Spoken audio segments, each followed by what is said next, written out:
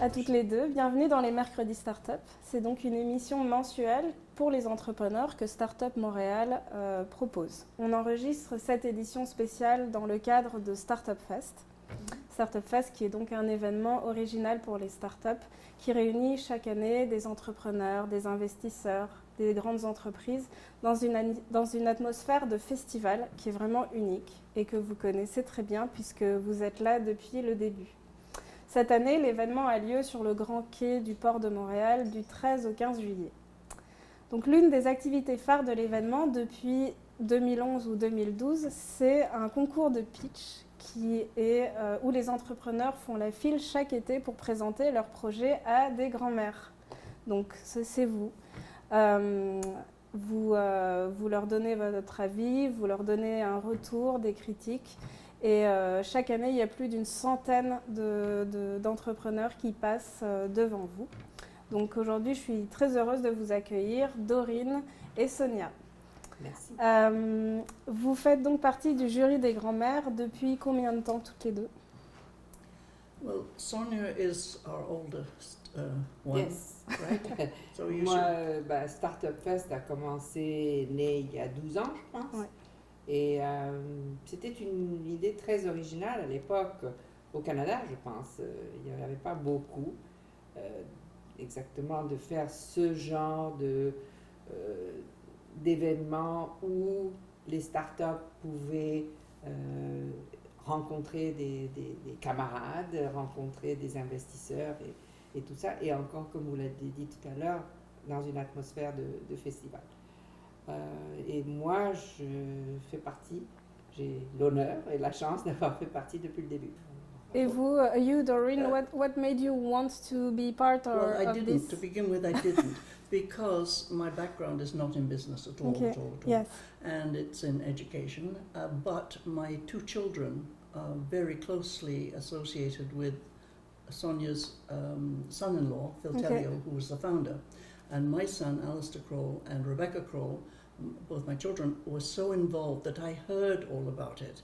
And the first year, I think 2011, they Yes. said, would I be a grandmother judge? And I just didn't feel there was a place for me, that I could do anything to be useful. So the second year, when I had heard all about the first year and how successful it was, they asked me again. So I said, okay, I will come and look and observe. And that's what I did. I came and when we wooed her in. they wooed me, yes. And I was so impressed because they were what grandmothers should be. They were kind, they were thoughtful, they were encouraging. As I say, what a good grandmother should be. And here were these incredibly young, enthusiastic people, but never once did they say to them, don't give up your day job.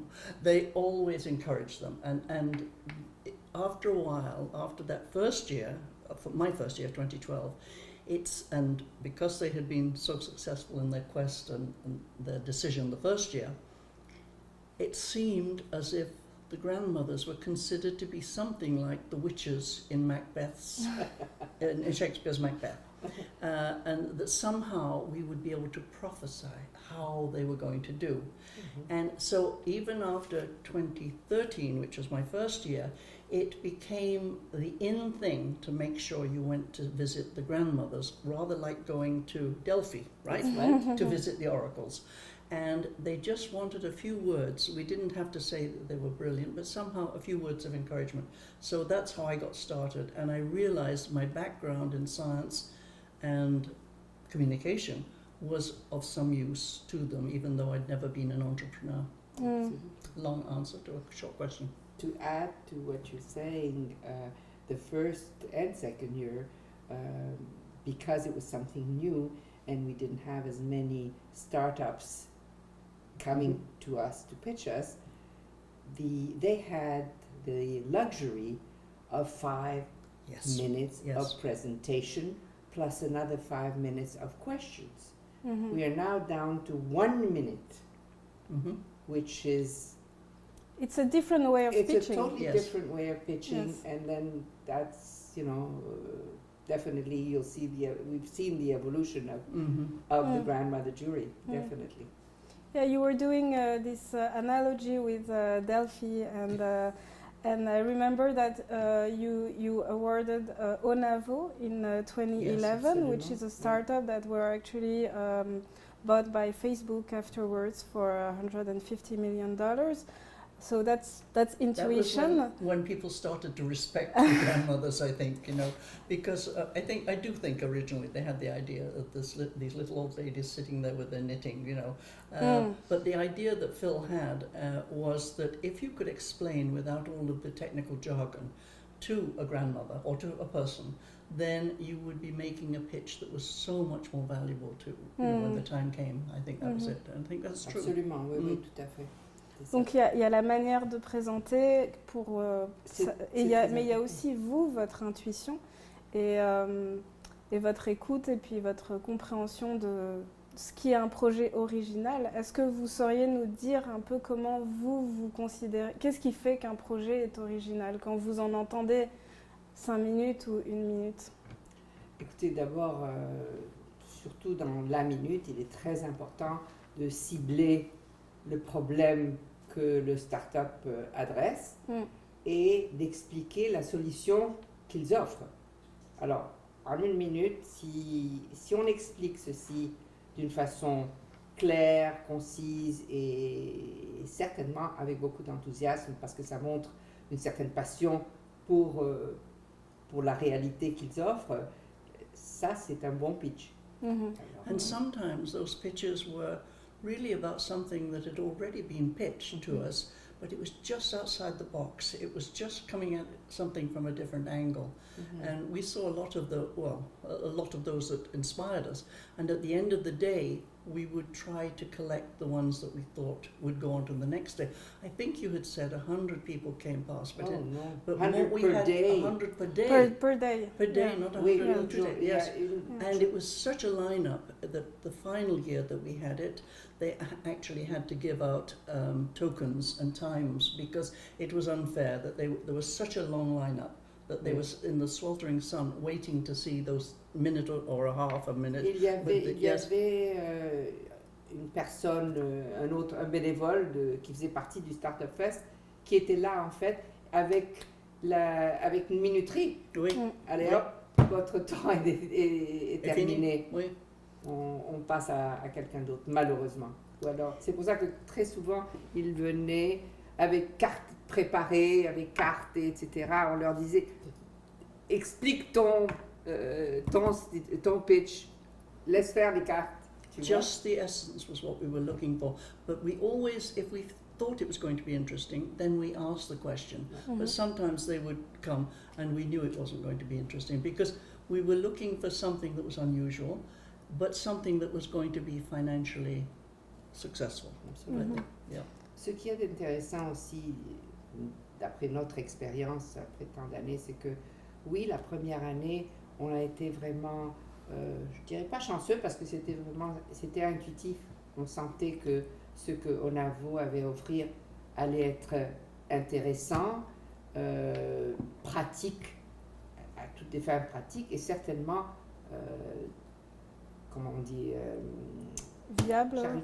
Pardon? Viable, c'est ça.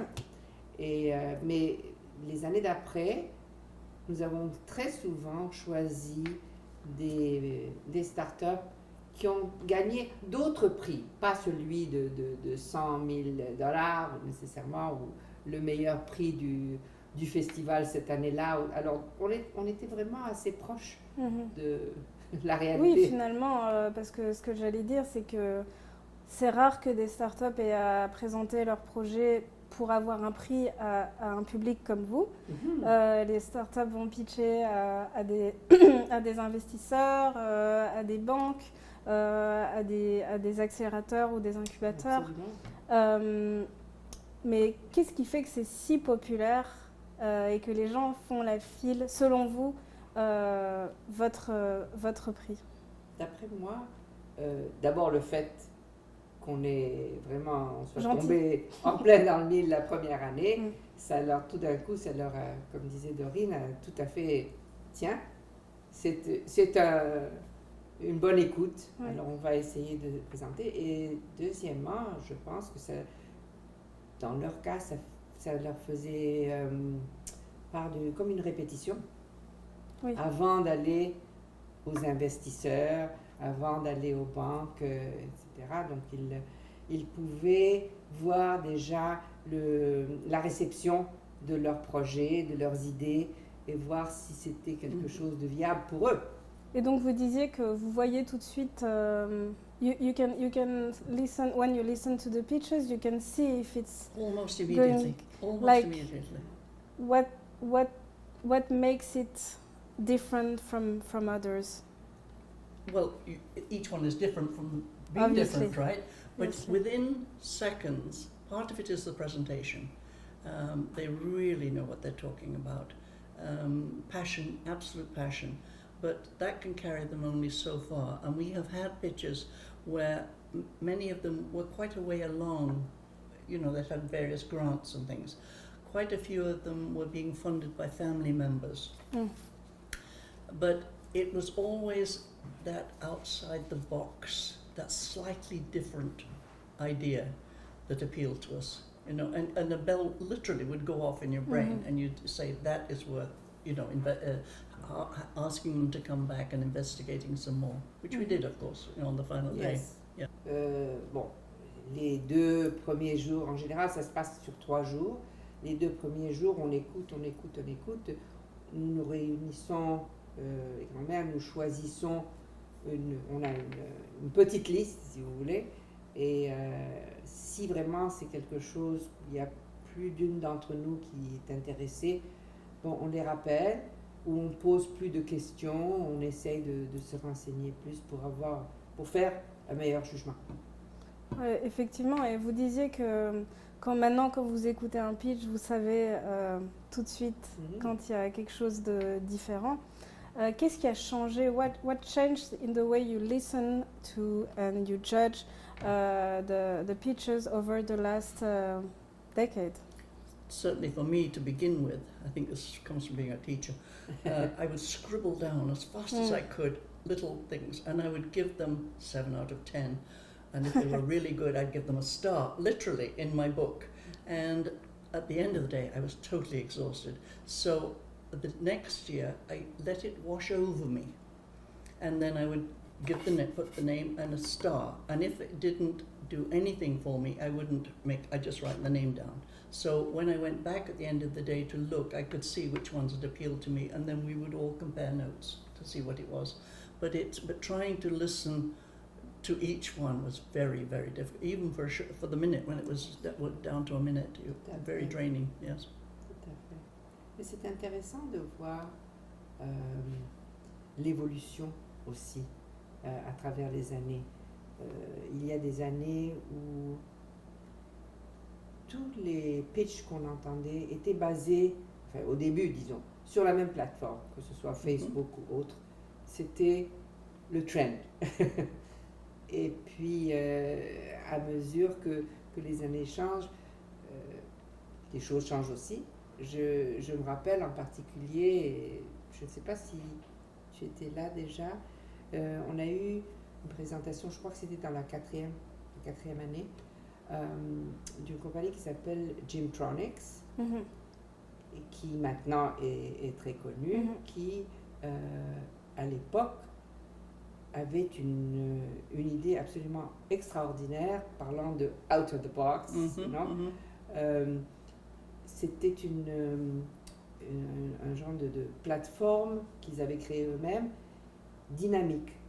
Et ça s'adressait à un public qui avait besoin de séances de physiothérapie pour ceux qui ne pouvaient pas se déplacer pour différentes raisons. Et donc c'était fait, si vous voulez, un peu le précurseur de Zoom. Ouais. Et c'était fait sur un écran. Et ni le patient, ni le physiothérapeute n'avaient besoin de se déplacer. Une fois que les paramètres étaient établis naturellement et tout ça. Alors, And now it's commonplace. Maintenant, oui, écoutez, ça fait les 2 dernières années, on vit sur Zoom. Bien sûr. Mais Mais c'était les débuts aussi de la scène d'innovation et de Oui. start-up à Montréal. Finalement, Oui. le Startup Fest a commencé en 2011 et vous aussi. Et on considère aussi que la scène start-up de Montréal a moins de 20 ans, voire qu'elle est vraiment construite depuis une dizaine d'années. Donc vous avez suivi cette évolution depuis ces premières années. Et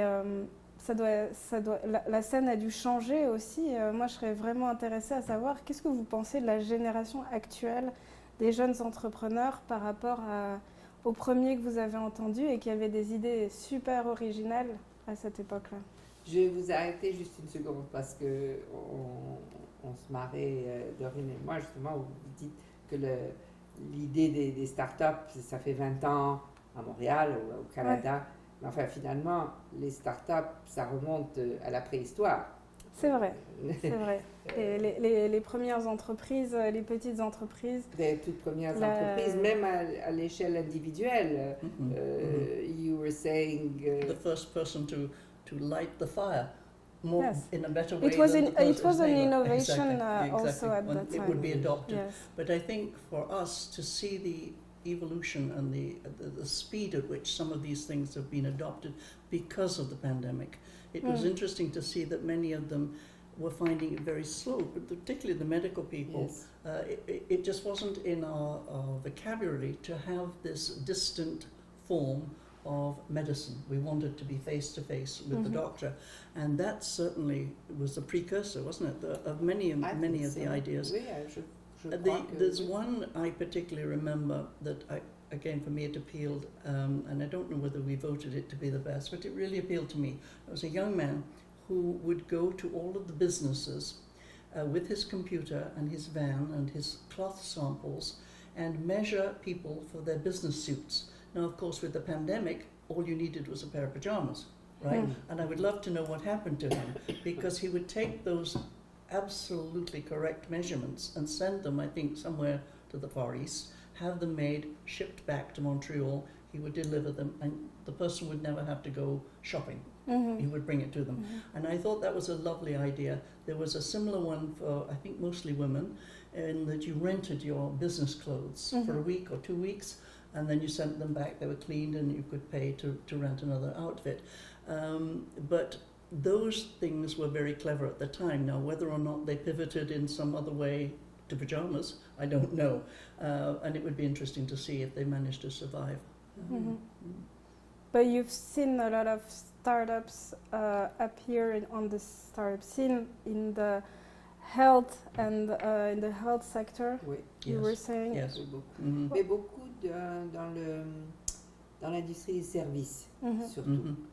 Je crois que nous avons passé par plusieurs années où c'était vraiment dirigé sur les services qui pouvaient être offerts dans les familles pour les jeunes enfants. C'était à l'époque où les PCE n'étaient pas encore établis, donc beaucoup de parents cherchaient un toit ou des activités pour leurs enfants, donc il y avait des services qui étaient dans cette optique. Particularly ADHD, I remember one year we had a lot of apps that would help parents at an early age to detect it and to somehow, because they couldn't get into the programs that were available, and those were very interesting. And again, we never find out really what's happened to them. Mais certaines des idées sont restées, même si on ne connaît pas le nom de la compagnie qui a réussi. Tu parlais tout à l'heure des habits, ça existe très couramment maintenant. Les femmes qui louent les habits pour un événement, il y a plusieurs compagnies qui font ça maintenant. Donc c'est presque rentré dans la vie de tous les jours. Et à l'époque, c'était tout nouveau. Et les gens eux-mêmes, les jeunes ambitieux qui venaient présenter leur start-up il y a 10 ans, comment est-ce que vous trouvez que les gens ont changé? Est-ce que la génération actuelle qui vient se présenter, elle est différente? Moi, je trouve que oui. Oui. En quoi? Je vais vous dire tout simplement parce que moi, je suis émerveillée de la nouvelle génération. Je trouve qu'elle est beaucoup plus assurée.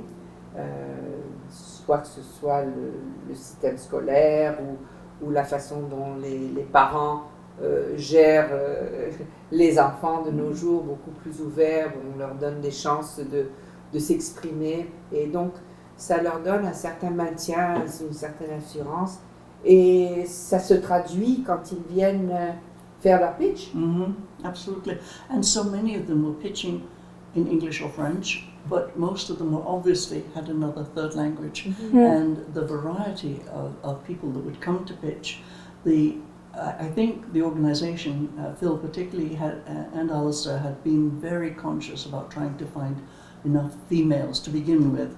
Yes. In high tech, and there weren't that many, but I think always they had at least 50% of people, would you say, Tout à females fait. pitching? D'ailleurs, je crois que c'est lui qui a institué tout à fait en premier, il y a un prix pour les femmes. Et cette année, That's right. en plus, il y a un prix pour les personnes de couleur. Oui, c'est Alors, vrai. c'est vraiment... j'ai lu il n'y a pas longtemps une entrevue d'une jeune femme, une start-up qui disait comment elle s'était toujours trouvée dans un monde particulièrement mâle, avec les différentes insultes ou faux pas, si vous voulez, et que quand elle était venue au Startup Fest, elle avait trouvé que, au contraire, tout le monde était sur la même... Il y avait une ouverture. Il y avait une ouverture, tout le monde était sur Totally le même inclusive, yeah. étage, vraiment c'était agréable. Oui. But I think also one of the great things that this organisation has done is that those people who have been successful then give tickets to the startup people who can't afford to come. That's right. And so there is no excuse that someone can't pitch, you know. And the prizes, in some cases, it's not the money amount, it is the exposure and the ability to meet people that have succeeded. And this year I think they're doing much more of the mentoring, aren't they, and fewer of the actual lectures, the talks, which are always very interesting, and they're always people that are at the top of the industry. But I think they're trying to make it much more interactive, because we've done so much of this flat stuff in the last 2 years that it's got to be that serendipity of meeting somebody in the corridor or in outside by the water, you know, and chatting and just finding those commonalities. And this year I think they're making actual games that are going to introduce people who tend to be shy, particularly, you know, if you're a young startup and you're supposed to be meeting this great person from California, you know, it must be very difficult for them to make that introduction. Yeah. Oui, j'ai lu sur les jeux là qu'ils ont instaurés. Je ne sais pas si... Oui, il y a 5 personnes qui vous sont proposées, assignées. It's almost like a game, I think. You sort of roll the dice or something. Anyway, je ne you sais meet pas du 5 tout people comment or ça va se something. passer, Yeah. je suis curieuse Yeah. d'aller voir, mais ça fait démarrer une conversation et puis ça facilite la tâche, surtout pour certains des startups qui sont plus modérés ou qui ont moins d'assurance peut-être. C'est sûr que pour certains, s'ils ont commencé leur entreprise durant la pandémie, ça fait partie des premières occasions de pitcher aussi qu'ils vont avoir de venir à cet événement. Et justement à ce sujet, Doreen, you said you were a professor in your previous life. You've listened to a lot of presentations. What kind of advice would you give to these young entrepreneurs who might be pitching for the first time to you in a couple of days? To not rehearse so that it looks rehearsed. They have to know what they're saying, but they've got to have thought of it before they ever come. And they can't be looking down at the little cards, which some of them were. It has to be straight from here and enthusiastic and looking us in the eyes, all of those good communication skills, you know. Yeah. But another part of this is that the groups that have begun to pitch, yes, it was first women, and then more and more from ethnic backgrounds. But I was thrilled more recently that many of the indigenous, we were having more indigenous people come and pitch. And quite a few of the actual ones that were successful were to help the indigenous communities. There was one lovely one where those hideous trailers, what do we call them? Anyway, these are taken up north and hydroponically equipped to grow fresh vegetables up in the far north. And to me, that sort of innovation, where you're benefiting communities that really need that help, I think have been wonderful. So it's not just the indigenous groups pitching, it's people, other people being aware of the needs of the indigenous groups, and I think that's been an excellent evolution that's occurred. Je ne me rappelle plus si c'était il y a 3 ou il y a 4 ans qu'il y avait eu justement, et c'était Nathalie qui était en charge du programme pour les autochtones, qui était vraiment ciblé pour les autochtones, pour eux et grâce à eux. Oui, c'est vrai que, comme vous disiez, en fait, l'important, c'est aussi le impact-driven innovation, le fait que les solutions aient des conséquences concrètes sur la vie des populations. Il y en a de plus en plus, je pense aussi. Oui. I think one of the things, I don't think we've covered it in quite detail, what's so important about this particular gathering is that it is like a festival, and only Montreal can do festivals the way and this is so well done. Natalie, who is the daughter of Sonia, and her son, who's Phil, but not Phil Tellio, who's her son-in-law, he's an architect.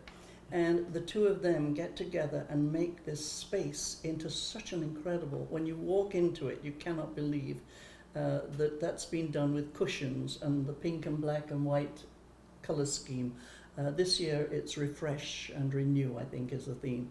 And so lots of vegetation and all of that good stuff, to me, is what makes this very special. And we've certainly seen that evolve. But Natalie's been doing that, I think, since the beginning, because there have been themes each year, right? And sometimes the pictures haven't really stuck to the themes. Right? Whereas other years, when we've had the medical ones, I think that's why in that particular year there have been a lot.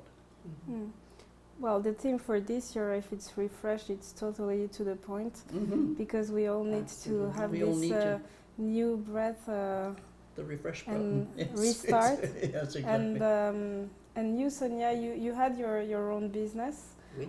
So what kind of advice would you give to these people who are starting up their own business at this specific time? Je dois dire que c'est parfois difficile de donner des conseils parce que... Mais c'est le rôle des grands-mères aussi. C'est le rôle des grands-mères, tout à fait. Alors, je dirais qu'il est très important d'avoir une vision très claire de ce qu'on veut faire. Vraiment, et de trouver, quand on trouve la solution, qu'on est convaincu que c'est la solution à appliquer au problème qui a été relevé, et comme dit Dorine, la passion, la clarté de l'idée est très très importante. Et pour les autres, peut-être regarder un plan B. Oui, il y a toujours des histoires. Les histoires d'échecs sont intéressantes aussi pour se renouveler personnellement, je pense. Oui, nous avons rencontré des personnes qui ont eu 2-3 échecs et puis qui finalement, là, cette fois-ci, j'ai compris. Ouais, puis ça se passe bien après. Alors, est-ce que vous avez des attentes particulières cette année pour pendant la compétition de pitch? I think seeing some of the old faces, I noted, I looked through the content, the agenda, and there are some wonderful speakers coming up, and I've always enjoyed it. To me, that's our payback, is that we get to listen to these, in the morning. And the Summer Harper and Randy and these people that we've got to know over the years are so interesting. It's a real privilege to be able to be there and listen to those speakers. Yeah, absolutely. Et d'un côté très égoïste, je crois que c'est la première année où nous allons être dans la tente centrale, je crois, pour écouter les pitchs, parce que jusqu'à maintenant, c'est pas une mauvaise chose. On avait notre propre C'est vrai. tente, on était vraiment gâtés avec des bons sièges confortables, etc. Mais on était un petit peu séparés des autres. Là, on va être Sur la grande scène. Sur la grande scène, exactement. Waouh. Bah, j'ai vraiment hâte de voir ça. Et puis, je vous remercie vraiment pour votre temps. Merci. On a vraiment hâte de découvrir toutes ces startups que vous avez, en tout cas le prix que vous allez décerner. Et puis, surtout, j'espère que vous allez avoir du bon temps aussi. Moi, j'ai hâte de voir qui va venir nous pitcher. Ouais. Ça va être intéressant, je suis sûre. Thank you. Bah, on J'espère suivra Merci. en tout cas le résultat. Et puis, je vous souhaite un bon Startup Fest. Merci Et beaucoup. merci encore. Merci beaucoup. Merci. ça.